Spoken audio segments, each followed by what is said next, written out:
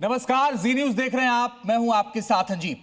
आस्था जब मर्यादा के दायरे में हो तो उसकी भव्यता और बढ़ जाती है। उत्तर प्रदेश के मुख्यमंत्री योगी आदित्यनाथ ने कांवड़ यात्रा शुरू होने से ठीक पहले सभी कांवड़ संघों से एक बेहद जरूरी और विनम्र अपील की। योगी आदित्यनाथ ने कहा कि जीवन में धैर्य और अनुशासन सबसे बड़ी पूंजी है। उन्होंने साफ चेतावनी दी कि छोटी छोटी बातों पर हुड़दंग नहीं होना चाहिए, क्योंकि आपका एक गलत आचरण विरोधियों को इस पवित्र यात्रा के खिलाफ उंगली उठाने का मौका दे देगा। लेकिन हैरानी की बात देखिए, कुछ लोगों को मुख्यमंत्री योगी आदित्यनाथ की इस नेक और प्रशासनिक नसीहत में भी धर्म और सियासत नजर आने लगी। मौलाना इसे मजहबी चश्मे से देख रहे हैं, लेकिन उससे आगे का सवाल है। सवाल उठता है कि जब मुहर्रम के जुलूसों में माहौल बिगड़ता है तो वो खामोश क्यों रहते हैं। हम इसी पर बात करेंगे, लेकिन पहले आइए एक रिपोर्ट आपको दिखाते हैं। मौलाना को कांवड़ यात्रा में धर्म क्यों दिखता है? मुहर्रम के उपद्रवियों पर मौलाना चुप्पी क्यों साध लेते हैं? मर्यादा के सीख को मौलाना ने मजहबी चश्मे से क्यों देखा? कांवड़ यात्रा को दागदार होने से बचाने के लिए सीएम योगी ने कांवड़ियों को नसीहत दी, उन्हें अनुशासन का पाठ पढ़ाया, मर्यादा याद दिलाई। मैं सभी कांवड़ संघों से विनम्र अपील करूंगा, छोटी छोटी बातों को लेकर के कहीं हुड़दंगई नहीं होनी चाहिए। याद रखना, ये सभी हुड़दंगई या कहीं कोई गुंडागिर्दी होती है, इस प्रकार के दृश्य, कोई अनुशासनहीनता होती है तो इस प्रकार के दृश्य, जितने भी विरोधी हैं ये सभी लोग वे नोट करके रखेंगे और फिर कांवड़ यात्रा को पूर्व की भांति प्रतिबंधित करने के लिए लोग एन केन प्रकारेण तमाम अन्य जगहों से दबाव बनाने का प्रयास करेंगे। लेकिन कानून व्यवस्था और मर्यादा को सुधारने की कोशिश में भी कुछ लोगों को धर्म और सियासत नजर आने लगी। सूफी इस्लामिक बोर्ड के अध्यक्ष मौलाना शहाबुद्दीन रिजवी ने सीएम योगी के इस बयान पर तंज कसा। मर्यादा की सीख पर जब मौलाना ने तंज कसा तो केंद्रीय मंत्री एसपी सिंह बघेल ने करारा पलटवार किया। बेशक इस बात का एहसास हमारे मुख्यमंत्री जी को हुआ, बहुत अच्छा हुआ, क्योंकि गुज़श्ता सालों में यही देखा गया है कि रास्ते में जाते हैं, हुड़दंग मचाते हैं, शोर शराबा हंगामा करते हैं। कोई भी गाड़ी वाला सवारी जा रहा है और अगर ज़रा सा भी टच हो गया, करीब से निकल गया, तो उसको लाठी डंडों से पीट देते हैं। जान बचाना भी मुश्किल हो जाता है। जो भी कांवड़ यात्रा हो या बाकी यात्राएं हों या शोभा यात्राएं हों, वो नियमों से ही होता है। लॉ एंड ऑर्डर की प्रॉब्लम ना हो।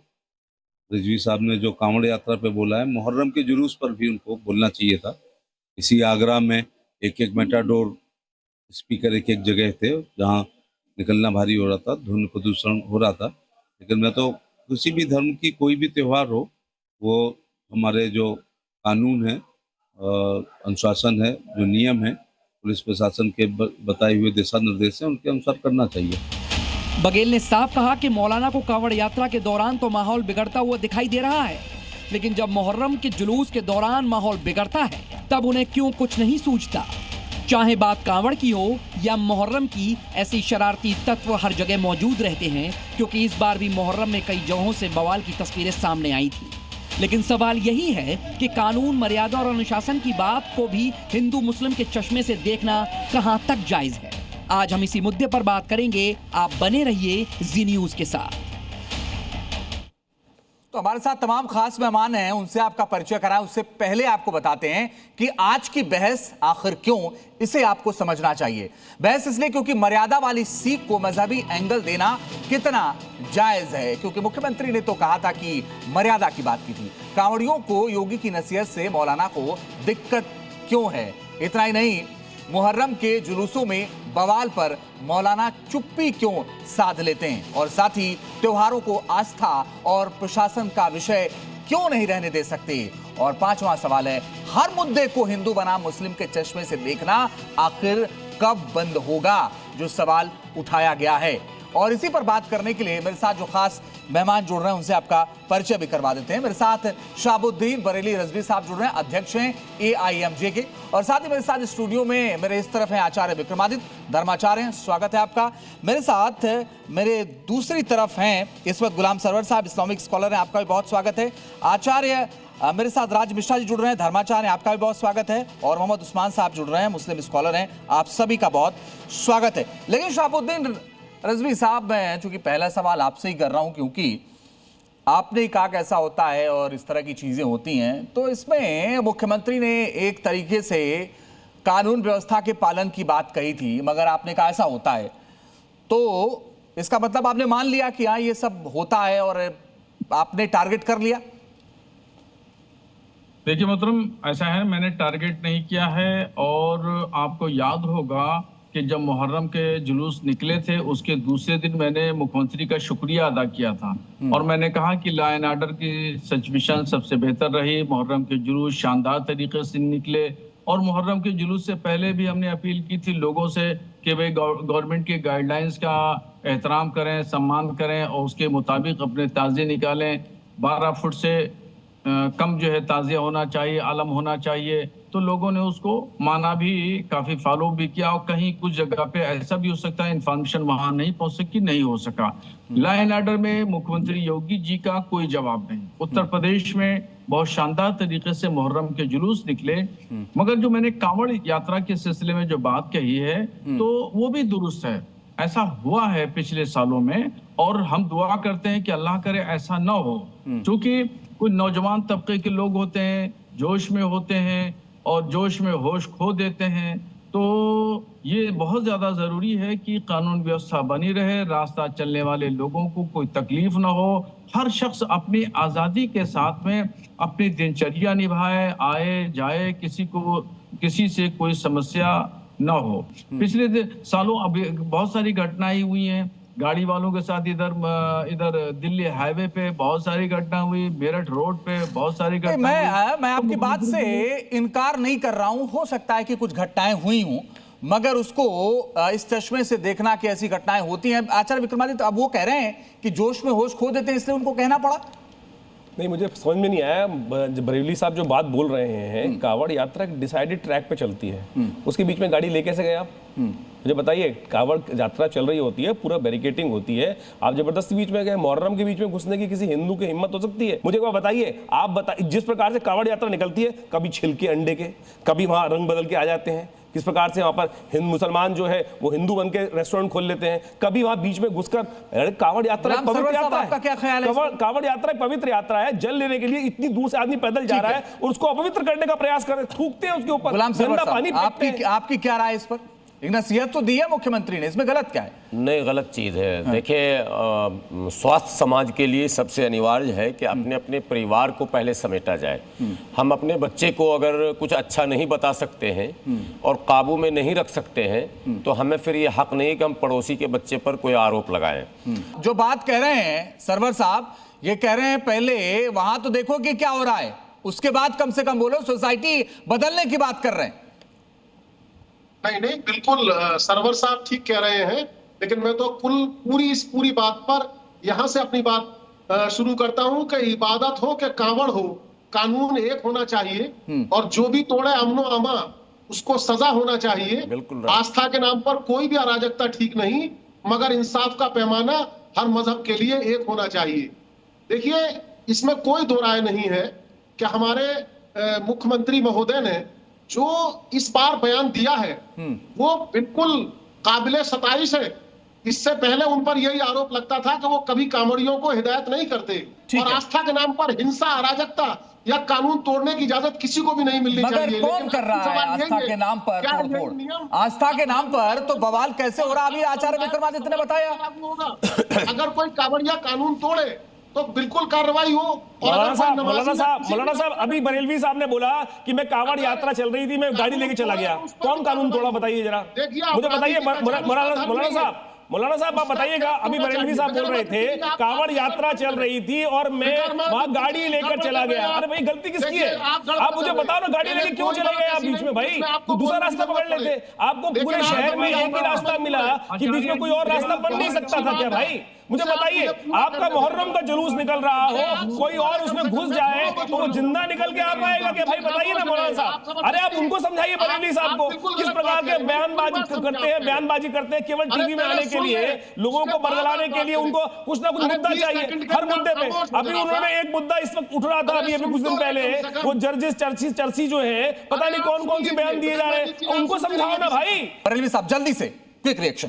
देखिए, आचार्य जी ने मुहर्रम के ताल्लुक से जितनी भी बातें कही वो बिल्कुल हकीकत के खिलाफ है, सच्चाई के खिलाफ है। और जो मेरी बात है, जो मैंने बात बताई, सच्चाई के खिलाफ है। अरे भैया कि नहीं दंगा होता, नहीं दंगा होता, यानी आप अकेले जो है दंगा नहीं होता। मालूम है बरेली साहब दंगा नहीं होता क्या? मैंने आपके सामने जो तथ्य उपस्थित किए हैं, सरकार को 1977 में बैन लगाना पड़ा, कोई बीजेपी की गवर्नमेंट नहीं थी उस वक्त। अरे बीजेपी गवर्नमेंट नहीं थी, 1977 में बैन लगाना पड़ा मुहर्रम के ऊपर कि किस प्रकार से कत्ल। और एक के बाद एक सुनिए, कौन सा क्षेत्र ऐसा है दिल्ली के अंदर, मुझे बताइए, दिल्ली के अंदर नागलोई के अंदर जो यात्रा निकल रही थी आपकी मुहर्रम की यात्रा, उसके अंदर वाराणसी के अंदर, अमरोहा के अंदर, श्रीनगर के अंदर बलवा कर दिया गया। वहां पर सरवर साहब ने आपको आईना दिखाने का प्रयास कर दिया है। अरे देखिए चश्मा महाराज, चश्मा बदलो, चश्मा बदलो। लेकिन सरवर साहब ने उन्होंने कुछ बोला नहीं, सरवर साहब पर। रजवी साहब, बरेलवी साहब, सरवर साहब ने एक नसीहत दी थी, आपने कुछ बोला नहीं उनको। कौन सी नसीहत? अरे आपने नहीं सुना इतनी बड़ी नसीहत? उन्होंने कहा पहले अपने घर में देखो, आपका घर अपना कमजोर है, फिर इसलिए दूसरे घर में आप झांकते हो। सरवर साहब नसीहत दे रहे थे आचार्य जी को।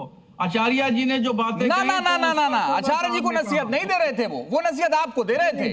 दोबारा पूछूं क्या उनसे? सरवर साहब मेरे दोस्त हैं, सरवर साहब मेरे मित्र हैं, मेरे दोस्त हैं। वो आचार्य जी को, आचार्य जी जैसे लोग जो है, जो धर्म का चोला पहन करके झूठ बोलने बैठते हैं। नहीं, सरवर साहब आपके दोस्त हैं, इसका मतलब ये नहीं है कि वो आपको नसीहत नहीं दे सकते। चलिए मैं राज मिश्रा को मिलाना चाहता हूं इस चर्चा में। आचार्य जी आपका भी बहुत स्वागत है, आपने धैर्य रखा, मैं आपके धैर्य की सराहना करता हूं। मगर जो बात बरेलवी साहब ने कही, वो तो ये कह रहे हैं कि कई बार लोग जोश में होश खो देते हैं और ये होता है। देखिए, एक बात मैं आपको बहुत स्पष्ट कहना चाहता हूं। योगी जी ने कोई बात कहा, अच्छा इन मौलानाओं की एक बहुत बड़ी समस्या है काटने वाली। ठीक है, किसी ने कोई बात भी कही उसको काटेंगे जरूर। ये स्टार्टिंग से परंपरा स्टार्ट होती है तो जनरली इसमें चलते रहते हैं। आचार्य जी सुनिए, अरे सुनो मौलाना साहब, फिर बीच में काटना शुरू कर दिया। देखो एक मिनट मौलाना सुनो, मौलाना साहब मेरी बात सुनो। मैंने कहा कि काटने वाली परंपरा को रोको, जोड़ने वाली परंपरा पर चलो। ये बीच में योगी जी कुछ बोले तो काट देना, राज मिश्रा कुछ बोलना शुरू करेंगे तो काट देना। ये वाली परंपरा ठीक है, बात काटने वाली बात कर रहा हूं, अदर वे में मत जाना, ध्यान रखना। अब सुन लो, मौलाना श्री रामचरितमानस में गोस्वामी तुलसीदास जी ने एक शब्द कहा था कि पर उपदेश सकल बहुतेरे और जे आचरण ते नर न घनेरे। जिनके खुद के घर शीशे के होते हैं ना, वो हाथ में पत्थर लेकर नहीं घुमा करते हैं। इतनी अगर तुमको बुद्धि अच्छी आई है ना मौलाना, तो अपने यहाँ लोगों को समझाने। शाहबुद्दीन बरेलवी जी आप रुक जाइए, पहले वो बोल ले फिर आप बोल लीजिएगा, कोई बात नहीं, आप जवाब दे लीजिएगा। बरेलवी साहब आप जवाब दे लीजिएगा, कोई बात नहीं, पहले उनको बोलने दीजिए। पेन और पेपर ले लो और नोट करो, 2026 समस्तीपुर बिहार। अरे नोट करो मौलाना, की बात तो चिचिया रहे हो बीच में, दूसरे को चले आए ज्ञान देने के लिए, अपने घर को संभाल नहीं पा रहे हो। लेकिन बरेलवी साहब मुझे एक चीज बताइए, मैं उस्मान साहब आ रहा हूं। बरेलवी साहब एक चीज बताइए, मैंने आपसे रिक्वेस्ट किया था वो बोलने, फिर आप बोल लीजिएगा, लेकिन आप डिरेल करने पर पता नहीं क्या भरोसा रखते हैं कि आप बोले जा रहे थे। लेकिन फिर भी मैं आपसे अगला सवाल करता हूं, क्या ये सब आप सस्ती टीआरपी के लिए करते हैं? देखिए, मैं किसी के बीच में नहीं बोलता हूं, मेरे बीच में ये बोले थे इसलिए मैंने उनको बोलने नहीं दिया। अरे वो आपके बीच में नहीं बोले थे भाई, वो आपके बीच में नहीं बोले थे, उन्होंने पहली बार बोला था, वो पहली बार बोले थे, पहले सवाल का जवाब मैंने उनसे लिया था। तरीका है, मैं किसी के बीच में नहीं बोलता हूं, मैं खामोशी से सुनता हूं, उसके बाद जवाब देता हूं। मगर हाँ, जो भी बोलेगा उसको उसकी बोलती बंद करने की ताकत रखता हूं। हाँ नहीं, यही धमकी तो आप देते हैं हमेशा से, इसी तरह की धमकी तो आप देते हैं वसीम बरेलवी साहब। आप जो चाहे समझे, अरे आप जो चाहे समझे। शाहबुद्दीन बरेलवी साहब आप इसी तरीके की धमकी देते हैं, हमें समझना क्या है, वो तो पूरा देश देख रहा है। लेकिन बरेलवी साहब ये बताइए कि क्या सब सस्ती टीआरपी के लिए आप करते हैं? नहीं हो, सुन लीजिए, मैं आम किस्म का मौलाना नहीं हूँ, मैं खास किस्म का मौलाना हूँ। हाँ ठीक बात है, वो सरवर साहब ने बताया अभी। मैं उस्मान साहब के पास जा रहा हूँ। उस्मान साहब बोलिए, आप कुछ कहना चाह रहे थे, फिर मैं काशी जाते हैं जो NH है उससे जाते हैं। उस्मान साहब बोलिए, उस्मान साहब को सुनाइए, सरवर साहब बोलिए। मैं दो धर्मों की बहस मानता ही नहीं जी। मैं तो नागरिक के नाम पर बहस मानता हूं, और कोई भी व्यक्ति अगर हिंसा भड़काता है, अफवाह फैलाता है, पुलिस से अभद्रता करता है, सार्वजनिक संपत्ति को नुकसान पहुंचाता है, तो उसके खिलाफ कार्रवाई होनी चाहिए, चाहे वो कांवड़िया हो, चाहे वो मुहर्रमदार हो, कोई भी हो, किसी भी धर्म का व्यक्ति हो। ठीक है, अब जवाब सुनिए। अच्छा राज मिश्रा, सारे धार्मिक आयोजनों पर देखिए, सबसे पहले कौन से व्यक्ति ज्ञान दे रहे थे मुझे ये नहीं पता, जिनको ये बहुत बड़ा ज्ञान है, लेकिन एक बात ध्यान रखिएगा, हमेशा सनातनी और भारत का हिंदू हमेशा संविधान पर भरोसा करता है। संविधान आचार्य जी से एक बात पूछ लीजिए जरा, योगी जी ने जो अपील की है वो उसके साथ है या उनके खिलाफ है? उनके साथ है, कह तो दिया, साथ नहीं है, कह तो दिया ना। ये कह रहे हिंदू कभी गलत करता ही नहीं, तो योगी जी ने अपील क्यों किया? अरे ये तो खिलाफ है योगी जी के। ये कह रहे हैं सनातनी और हिंदू से आज तक कभी कोई चूक हुई नहीं, और योगी जी कह रहे हैं चूक हुई है, आगे मत करो भाई। दिवाली में पटाखे नहीं जलाए जाएंगे, हिंदू। अरे आप योगी जी के साथ हैं या विरोध में? स्वीकार करते, उसको ध्यान रख लेना। आचार्य आप साथ में हैं या विरोध में हैं? आप योगी जी के बयान के साथ हैं? मैं योगी जी के भारत के संविधान के हमेशा साथ में हूँ। तुम्हारी तो हो गई बात, फिर आपने मान लिया कि वहां भी चूक है, बात खत्म। तो यार योगी जी ने नसीहत इसीलिए की है कि उनको ये खबर है कि ये छोटी छोटी बातों पर लोग उलझ रहे हैं, और वहां तो उन्होंने अपील जारी कर दी। यही काम मुस्लिम धर्मगुरु को करना है, एक नजीर बनता है इससे। मुस्लिम लीडरों को भी करना चाहिए, पॉलिटिकल लीडरों को। मौलाना फिर आकर के डिबेट में मुझसे लेकिन ये आप कहिएगा कि होते ही नहीं गलती, तब तो आप योगी जी के खिलाफ करें। पाकिस्तान क्रिकेट जीतेगा तो उस पर जो है वो उत्सव मनाओगे, और उसके बाद यहाँ आकर के हमको नसीहत दोगे, क्या बात कर रहे हो? नहीं, आप योगी जी के साथ है या नहीं, बोलिए ना एक बार। मैं योगी जी के साथ हूँ, मैं देश के साथ हो तो गया, आप क्या लेक्चर कर रहे हैं? आया बात तो आ गई सामने। मौलाना, अच्छा आप किसके साथ हो मौलाना? योगी जी ने क्यों अपील की, पहले ये बताइए। अच्छा आप भी तो योगी जी के साथ ही है ना गुलाम सर? आप भी समर्थन में हूँ। समर्थन बरेलवी जी को समझाओ ना। नहीं नहीं, मैं तो ये कह रहा हूँ कि ये काम मुस्लिम लीडरों को भी करना है। बरेलवी जी को समझाओ हिंदी में। लेकिन ये कहना कि होता ही नहीं है, बरेलवी जी ये तो अगर ना होता तो योगी जी अपील क्यों करते? बरेलवी जी कह रहे हैं आप उनके साथ। अच्छा उनसे पूछ लेते, उनसे पूछ लेते। बरेलवी जी के साथ बरेलवी के साथ है क्या? आप योगी जी के साथ हैं कि नहीं? बरेलवी जी भी तो योगी जी के साथ ही हैं, तभी तो उन्होंने बयान दिया है। सुनिए तो, बोलिए भाई बरेलवी जी। जी देखिए, मुख्यमंत्री जी ने बहुत सही बयान दिया है। लॉ एंड ऑर्डर की सिचुएशन बेहतर है। मैं पहले ही चलिए, बहुत बहुत शुक्रिया, एकदम क्लियर। चलिए ठीक है सर, इस बहस में एक चीज तो निकली कि कम से कम मुख्यमंत्री ने जो कहा वो सही है और उसका सबको पालन करना चाहिए।